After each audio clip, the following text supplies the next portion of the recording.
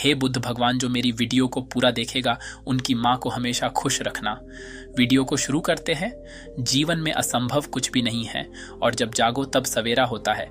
अगर आपको यह लगता है कि मैंने बहुत से बुरे काम किए हुए हैं और अब इन गलत कामों को सुधारने के लिए कोई भी विकल्प नहीं है, तो आपको गौतम बुद्ध के जीवन की यह कहानी एक बार अवश्य सुननी चाहिए। एक दिन बुद्ध श्रावस्ती के ही एक गांव में भिक्षाटन के लिए पहुंचने हैं।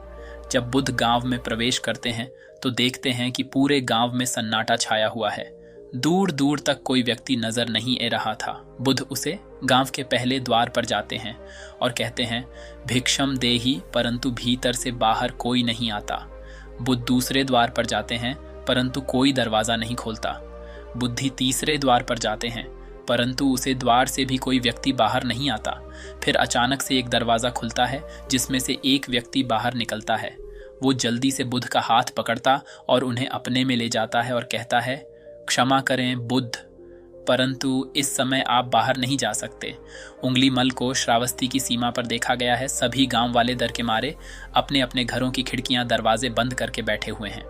बुद्ध उसे व्यक्ति से पूछते हैं, कौन है ये उंगली मल और उससे इतना भाई क्यों है? वह व्यक्ति कहता है, उंगली मल एक रक्षा है। उसे जो भी मनुष्य मिलता है, बच्चा, वृद्ध, स्त्री या पुरुष, यहाँ तक कि सन्यासी भी, वो किसी को भी नहीं छोड़ता महाराज। प्रसन्नजीत के सैनिक भी उससे डरते हैं। बुद्ध उसे व्यक्ति से पूछते हैं, क्या वो ये सब धन के लालच में करता है? वो व्यक्ति कहता है, नहीं, धन का उसे कोई लालच नहीं है। वो जब भी किसी मनुष्य पर वार करता है तो उसकी उंगली काट कर अपने गले की माला बनाता है, इसलिए उसका नाम उंगली मल पड़ गया। पूरी हो जाएंगी तो उसकी विनाशक शक्तियां और भी ज्यादा बढ़ जाएंगी। बुद्ध कहते हैं, आभार आपका जो आपने मुझे उसके बारे में बताया। फिर वो व्यक्ति बुद्ध से कहता है कि कृपा कर आप बाहर ना जाइए क्योंकि वो आप पर भी वार कर सकता है। बुद्ध कहते हैं, भाई से अपनी राह छोड़ दो, ऐसा मैंने कभी नहीं किया। मुझे भिक्षा मांगता देख जन जन के हृदय में उंगली मल का भाई कम होगा। फिर वो व्यक्ति कहता है, नहीं बुद्ध, आप मत जाइए, वो बहुत ही ज्यादा खतरनाक है। बुद्ध कहते हैं, वो खतरनाक नहीं बल्कि दुखी है और मुझे उसके पास जाना होगा क्योंकि उसे मेरी आवश्यकता है। इतना कहकर बुद्ध उसे व्यक्ति के पास से चले जाते हैं। कुछ दूर चलने के बाद बुद्ध वैन में प्रवेश करते हैं। वैन में चारों ओर एक सन्नाटा छाया होता है। दूर दूर तक ना तो कोई मनुष्य और ना ही कोई पशु पक्षी दिख रहा होता है, परंतु बुद्ध अपने मार्ग में आगे बढ़ते रहते। अचानक बुद्ध के सामने उंगली मलाकर खड़ा है। उसका रूप इतना डरावना होता है कि कोई भी व्यक्ति उसे देखकर ही भयभीत हो जाए। उसके गले में उंगलियों की माला होती है।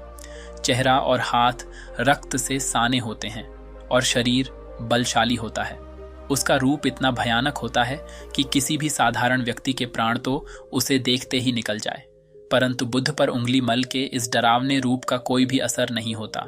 बुद्ध कुछ क्षण तक एक शांत मुस्कुराहट के साथ उंगली मल की तरफ देखते हैं और फिर उसकी बगल से निकलकर अपने मार्ग में आगे बढ़ जाते हैं।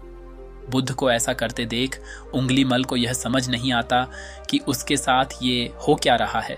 वह मैन ही मैन सोचता है कि मुझे देखकर लोग यहाँ तो भाग जाते हैं या मुझे देखकर ही मार जाते हैं या फिर मुझसे अपने प्राणों की भीख मांगने लगते हैं।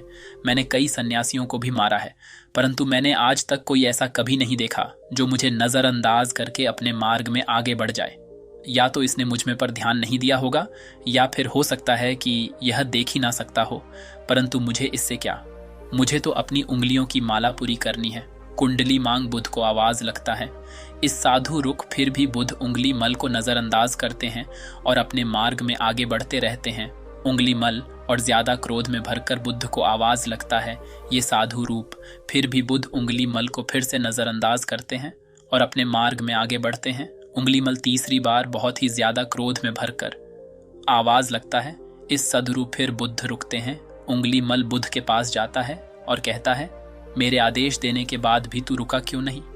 बुद्ध कहते हैं, मैं तो बहुत पहले ही रुक चुका हूं, तुम ही चलते जा रहे हो। उंगली मल ये समझ ही नहीं पता कि बुद्ध क्या कर रही है, परंतु वो इतना जरूर समझ जाता है कि सामने खड़ा व्यक्ति उससे थोड़ा भी नहीं डर रहा है। कुंडली मल बुद्ध को डराने के लिए चिल्लाकर पूछता है, इस साधु तुझे मुझसे भाई नहीं लग रहा है क्या? मैं आदि मानव हूं। बुद्ध कहते हैं, नहीं, तुम मानव हो। बुद्ध की यह बात उंगली मल के हृदय पर लगती है। पहली बार उसे किसी ने मानव कहा था, परंतु वो इस बात को नजरअंदाज करने का प्रयास करता है और बुद्ध से पूछता है, इस साधु तूने ये क्यों कहा कि तू कब का रुक चुका है, जबकि तू चल रहा था, और तूने ये क्यों कहा कि मैं नहीं रुका? बुद्ध कहते हैं, मैं बहुत पहले ही रुक चुका हूं, यानी मैंने ऐसे सारे बुरे कृत्य करना पहले ही छोड़ दिया है जिससे किसी भी व्यक्ति को कष्ट पहुंच सकते हैं। सब जीना चाहते हैं, बस तुम उन्हें करुणा से देखने का प्रयास करो। बुद्ध के यह शब्द दोबारा से उंगली मल के हृदय पर चोट करते हैं, परंतु वह दोबारा से बुद्ध की बातों को नजरअंदाज करने का प्रयास करता है और कई बार वह और क्रोध में भरकर बुद्ध की गार्डन पर अपनी कटारी रख देता है, जिससे वो लोगों की हत्या किया करता था, और बुद्ध से चिल्लाकर कहता है, नहीं, मानव में ना तो प्रेम है और ना ही करुणा है, सिर्फ छल और कपट है। इसलिए मैं सबकी हत्या करूंगा और किसी को जीवित नहीं छोड़ूंगा। बुद्ध कहते हैं, तुम्हें लोगों ने बहुत दुख दिया है। उंगली मल कुर्ता मनुष्य अज्ञान के कारण ही करता है। ईर्ष्या, द्वेष, मोह, माया, ये सभी अज्ञान की ही संतानें हैं, परंतु वो व्यक्ति ही हैं जिसमें दया, करुणा, सद्भाव और समझ का उदय भी होता है। कुंडली मल, यदि इस जीवन में क्रूर और निष्ठुर लोग हैं तो दयावान भी हैं। बस तुम्हें अपनी आंखों से इस अंधेपन की इस पट्टी को हटाना होगा जो तुम ही केवल बुराई ही दिखा रही है। उसे समझ नहीं आता कि पहली बार उसे अपना आप इतना कमजोर क्यों महसूस हो रहा है। वह कोशिश तो करता है क्रोध करने की, परंतु कर नहीं पाता। वो बड़ी हिम्मत जताकर क्रोधित होने का नाटक करके बुद्ध से कहता है, तुम और व्यक्तियों जैसे नहीं हो। बुद्ध कहते हैं, मैं हर व्यक्ति जैसा ही हूँ, बस जागृत हूँ और यह सिद्ध कर रहा हूँ कि हर व्यक्ति में जैन की क्षमता है। मेरा मार्ग कुर्ता को दया में परिवर्तित करता है। उंगली मल, तुम अनजाने में घृणा के पथ पर हो, बस इस क्षण रुक जाओ। तुम्हारे भीतर भी एक क्षमता है कि तुम दया और करुणा के पद पर चल सको।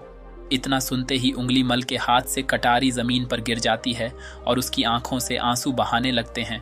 भला कोई कब तक बुद्ध को अनदेखा करेगा। उंगली मल रोते हुए बुद्ध से पूछता है, क्या आप वही हैं जिन्हें लोग बुद्ध कहते हैं, जो लोगों को मुक्ति के मार्ग पर चलना सीखते हैं? फिर बुद्ध कहते हैं कि हान, मैं वही हूँ और तुम्हें भी मुक्ति के मार्ग पर ले जाना चाहता हूँ। फिर उंगली मल कहता है, परंतु मैं अब बहुत दूर निकल गया हूँ। मैंने बहुत हत्याएं कारी हैं और बहुत पाप करें। मैं अब शाहकार भी वापस नहीं लौट सकता और मेरा वापस लौटना अब असंभव है। बुद्ध कहते हैं, असंभव कुछ भी नहीं, जब जागो तभी सवेरा। कुंडली मल कहता है, मैं अब उन्हें जीवन की ओर नहीं मोड़ सकता, बहुत देर हो चुकी है। बुद्ध कहते हैं, तुमने इतनी चेतना है कि तुम जानते हो कि जो तुमने अब तक किया वह बुरा था। इसका अर्थ यह है कि तुम जानते हो कि क्या अच्छा है और क्या बुरा है। उन्हें मल, जिस दिन से तुमने अच्छा कार्य करना शुरू कर दिया उसे दिन से तुम्हारा एक नया जीवन शुरू हो जाएगा। फिर उंगली मल कहता है, मैं कितने भी अच्छे कार्य क्यों ऐन कर लूं, परंतु लोग मुझे उसी दृष्टि से देखेंगे और मुझे चैन से जीने नहीं देंगे। बुद्ध कहते हैं, उंगली मल, यदि तुमने हिंसा का मार्ग छोड़ा तो मैं तुम्हें मार दिखाऊंगा और तुम्हारा संरक्षण करूंगा और तुम्हें लोगों की घृणा से बचाऊंगा। बस पहला कदम तुम्हें ही उठाना होगा। उंगली मल पूछता है, क्या यह हो सकता है? बुद्ध कहते हैं, अवश्य हो सकता है, तुमने असामान्य बुद्धि है। उंगली मल, तुम परम सत्य के पथ पर बहुत आगे जाओगे। उंगली मल रोते हुए बुद्ध के चरणों में गिर पड़ता है और कहता है, मैं आपको वचन देता हूं कि मैं सारी बुरे कृत्य करना छोड़ दूंगा और आपके पीछे करुणा के पथ पर चलना सिखूंगा। कृपा कर आप मुझे अपना शिष्य बना लीजिए। बुद्ध कहते हैं, मैं किसी को अपना शिष्य नहीं बनाता, बल्कि व्यक्ति स्वयं मेरे संग से जुड़ता है। उंगली मल उसी समय बुद्ध का भिक्षु बन जाता है। बुद्ध का भिक्षु बनने के बाद उसका नाम अहिंसक पद जाता है। फिर बुद्ध ने जैसा उसका नाम रखा था और वो ठीक वैसा ही वह बन चुका था। जब अहिंसक प्रथम बार अन्य भिक्षुओं के साथ एक गांव में भिक्षाटान के लिए जाता है तो गांव के कुछ लोग उससे बदला लेने के लिए उसे लाठी डंडों से पीटने लगते हैं। जब यह बात बुद्ध को पता चलती है तो वे तुरंत उसे बचाने के लिए उसके पास पहुंचने हैं और अपने शरीर को उन लाठी डंडों के बीच में ले आते हैं जो अहिंसक को पड़ रहे। बुद्ध को देखकर वे गांव वाले डंडे और पत्थर मारना बंद कर देते हैं। सभी लोग बुद्ध से कहते हैं, बुद्ध क्यों आप इस हत्यारे उंगली मल की रक्षा कर रहे हैं? अनजाने कितने लोगों की जानेली हुई हैं। इसने बुद्ध कहते हैं, अब यह उंगली मल नहीं है, बल्कि इसका नाम अब अहिंसक है। अब यहाँ आपकी ही तरह एक मानव है। वे गांव वाले कहते हैं, ऐसा आदमी कभी नहीं बदल सकता। बुद्ध कहते हैं, यह बदल चुका है, बस आप सब लोग इसे अपनी पुरानी दृष्टि से देख रहे हैं। यदि यह उंगली मल होता तो क्या आप में से किसी ने भी इतना साहस या बाल होता कि कोई इसे एक उंगली भी लगा सके? यह आपका हर बार खाता रहा है और क्या इसने आप पर कभी पलट कर वार किया नहीं? क्या यह परिवर्तन आपको नहीं दिखा?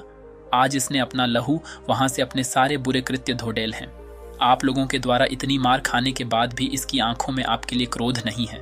क्या यह बदलाव आपको नहीं दिख रहा है? ये तो बदल गया, परंतु आप कब बदलोगे? इतने में ही उन गांव वालों में से एक स्त्री कहती है, ये परिवर्तन मैंने स्वयं देखा है।